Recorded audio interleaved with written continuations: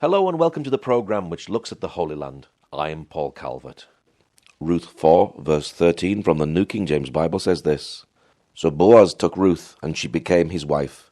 And when he went into her, the Lord gave her conception, and she bore a son.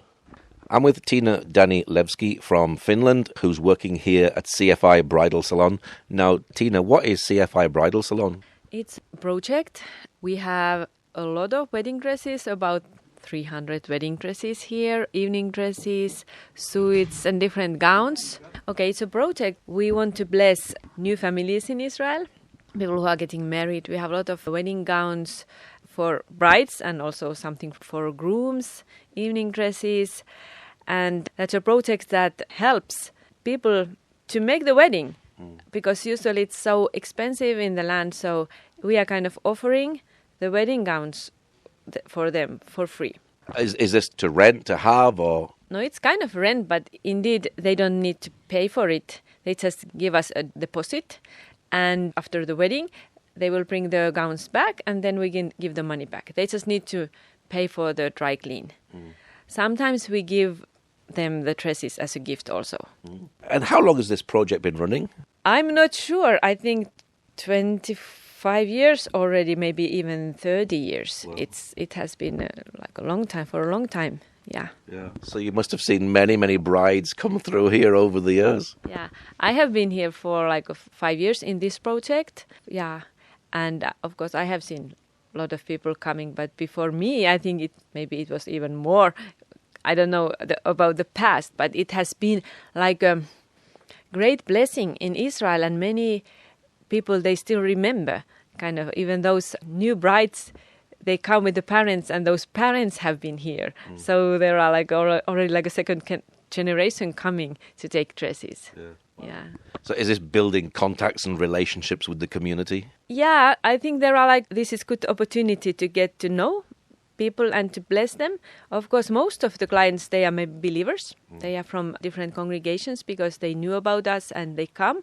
But also a secular and also Orthodox Jewish people are coming here, yeah. A wedding dress is very expensive, so this is really saving them a lot of money. Yeah, in Israel, the wedding dress, if you buy it here, it may cost 10,000 shekels. Wow.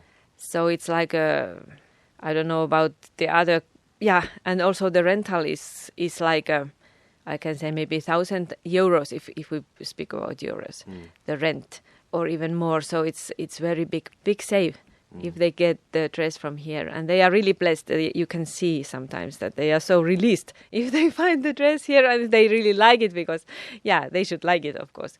They should wear the best, and they should wear the dress of their life. So. And when I see that they found that they really like, so it makes me also happy.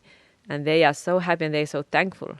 What sort of dresses do you have here? All kind of dresses, older and also new ones. They have been donated from different nations also during the years. And we are still getting donations.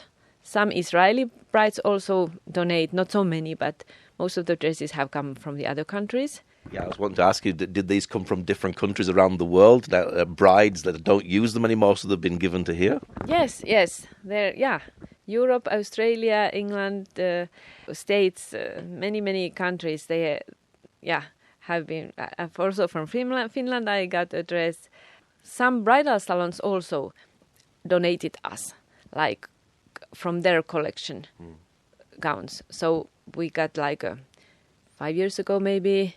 It was one couple in Germany. They finished their bridal salon in Germany, and they wanted to donate all their dresses here. Wow. And so we got 170 dresses, I think, from them. Wow. And other stuff also. So so we have a lot of dresses here. Yeah. Remind us, how many have you got here? I don't know exactly, but I think it's about 300 wedding dresses. Wow. About 250 evening dresses. Also dresses for the girls, kind of little girls. Sometimes we also bless girls who have bat mitzvah in Israel when they got 12 years. So they celebrate it. And so we have dresses for these girls also.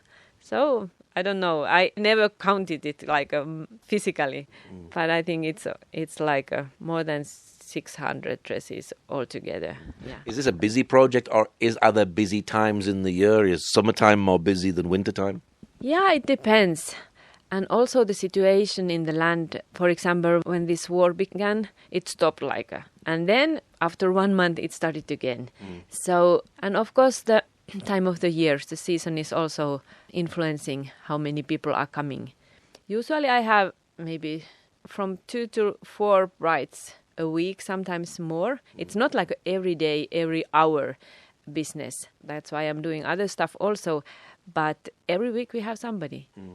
And sometimes it can be like every day. Yes.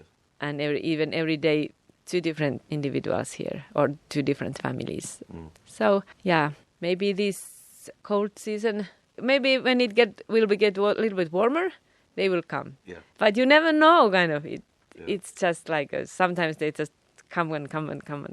Yeah. Do you have jewelry, tiaras and things for them as well? Yeah, we have some. Yeah.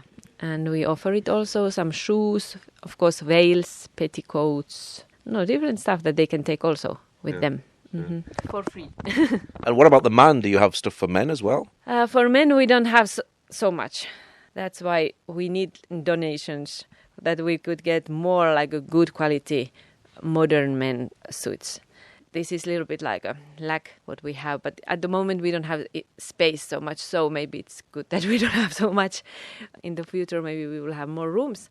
So, but yeah, some grooms also come and they found the suits, and yeah, we want to bless them also, of course. Do they come back to you and say how much of a blessing it was when they had their weddings, and you get to hear testimonies of joy?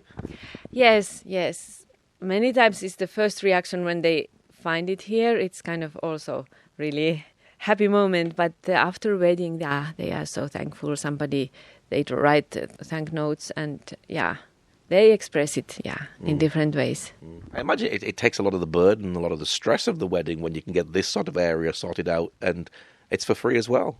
Yes, and even there are some people, they come, this is the first place where they come, and then they found a dress here, and maybe the wedding is after like a half a year.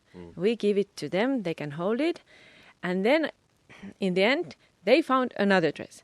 But I'm not I'm happy, but because that was the moment that we took the stress out. They found a dress. And maybe if they even found another dress, it's okay. But they didn't be in the panic that I need to find the dress. Because they already had some good options. So it's different, But many of them, they say that it was so good release that we found it. And we didn't have to worry about it. How long have you been in the land, and why did you want to come and work here at CFI? I have been here for 8 years now, at CFI, and time has gone quickly. I used to live in Russia before it was my calling. I was doing some father's work there in Siberia, indeed, among those minority people groups. And that was kind of my calling. But then the door closed. The door closed, and I found myself kind of what I am doing now. And before that, I got from some believers kind of message that you will be in Israel, but I didn't pay attention really about it because I was so in there. But then when I was sent out from Russia, so I found myself in Israel. I had been here doing some short-term volunteering during years, and I knew Israel, but I never thought that I will be living here.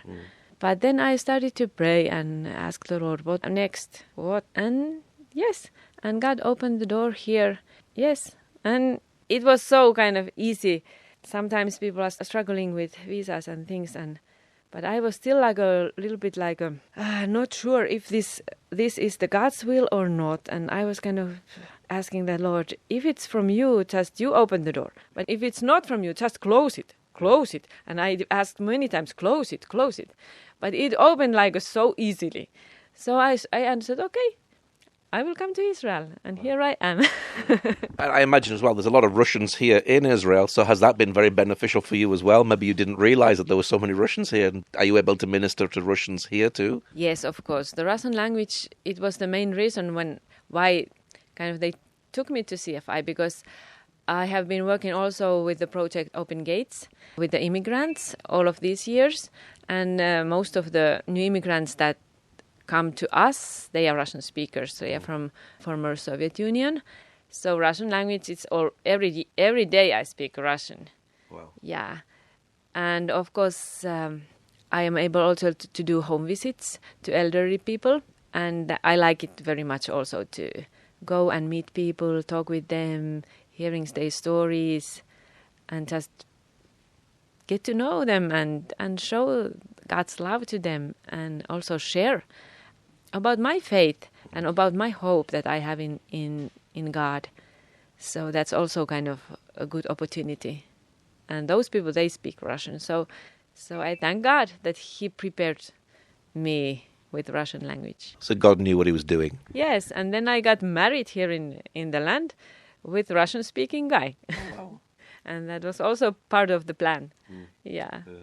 Are there any stories that you've had from the clients of the bridal salon? Yes, of course, they share. And one couple, they came, he was a Jewish man, new believer. He really was on fire because he understood that God is real. And he was somebody told them that we have the bridal salon here, and he was getting married. And so they were so excited, and I saw that he was expecting God to do something, and he already knew what color his suit would be, and also even the tie. And I was okay, let's see. But he really found what he was expecting, and it was so great. And also his bride-to-be, she found a great dress. It took more time. Of course, with girls, it takes more time to try on and try on and try on. And she had a friend here, but she found a great dress, and they were so happy. And they were just praising the Lord that, God, thank you that you gave us the wedding gowns. And then after the wedding also, they brought back their gowns, and as usually, but they forgot the veil. And then I said, okay, when you will have time, they live in Tiberias, they not in Jerusalem, so it's not like an everyday thing that they will come to Jerusalem. So I just told that, okay, when you will be in Jerusalem, come and bring the veil. And it took maybe 4 months or something long time.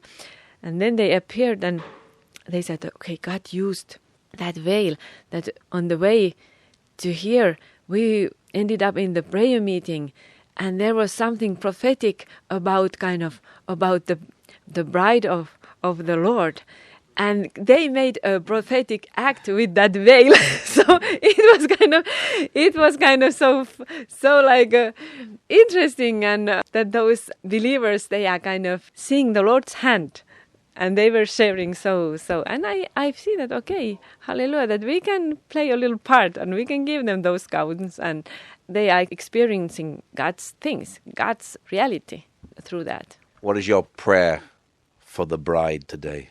Oh, the most prayer is that they will come to know God. That is the prayer for Israel, the prayer of everybody who is living here, and even for Christians who are living here, that we would know God more and serve God here in the land, and also the Israel people, that they would know Him personally, give their lives to Him, and find their destination, their life and calling in Him, because that's the best thing.